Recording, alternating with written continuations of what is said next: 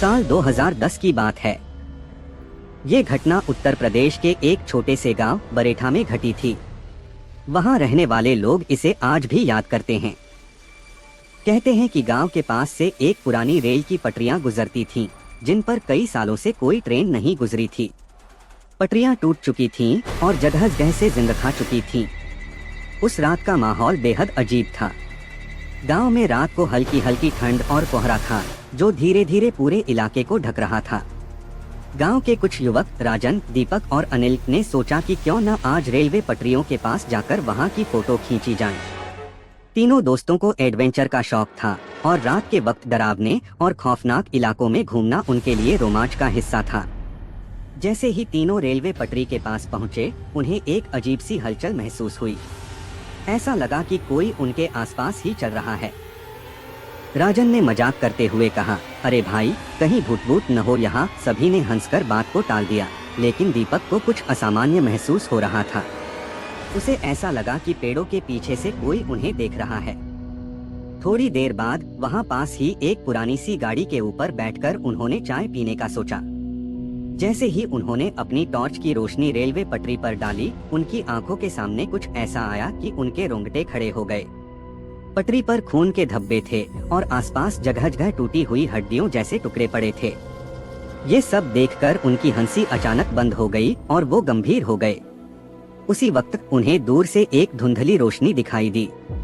राजन ने सोचा कि शायद ये कोई गांव का आदमी है, लेकिन जैसे जैसे रोशनी नजदीक आने लगी, वो कुछ और ही थी।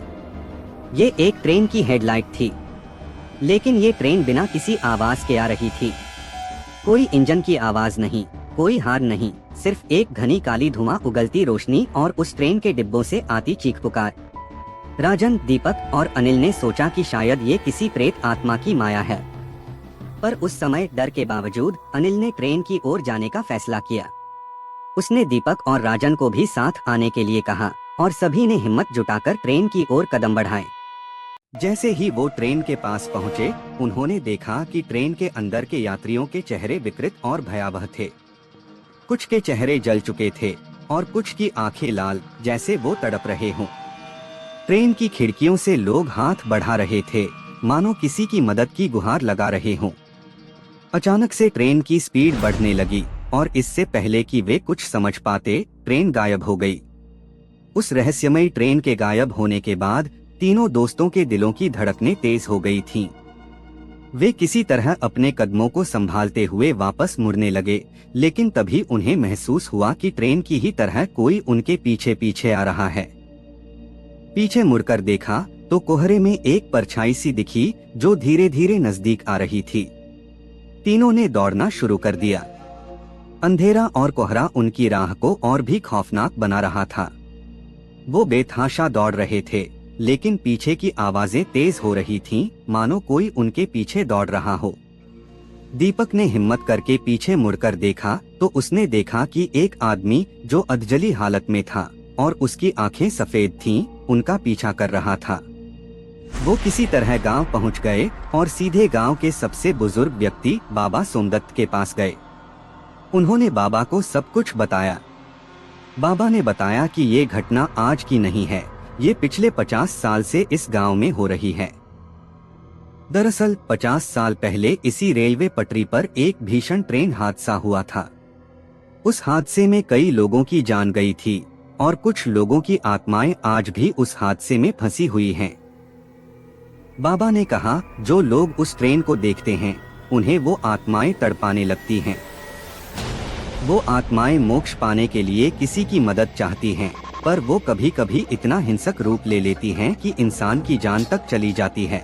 बाबा ने ये भी बताया कि इनसे बचने का सिर्फ एक ही उपाय है, उन आत्माओं के लिए प्रार्थना करना और उस पटरी पर जाकर उन्हें मुक्ति की कामना देना। राजन, दीपक और अनिल ने बाबा की बात मानी और अगले दिन पटरी पर जाकर उन आत्माओं के लिए प्रार्थना की। उन्होंने दीपक की लाए हुए कुछ फूल और दीपक जलाए। जैसे ही उन्होंने प्रार्थना की, पटरी से एक हल्की रोशनी सी निकली और फिर सब कुछ शांत हो गया। उसके बाद से उस इलाके में कभी भी ट्रेन की रहस्यमय आवाजें नहीं सुनी गईं।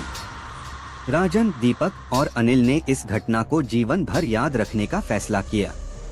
कहते हैं इस घटना के बाद से गांव के लोग रेलवे पटरी के पास जाने से कतराते हैं, लेकिन जब भी कोई नया व्यक्ति उस इलाके से गुजरता है, गांव वाले उसे इस भूतिया ट्रेन की कहानी सुनाकर सतर्क कर देते हैं। यह कहानी सच्ची घटना पर आधारित है। Yeah.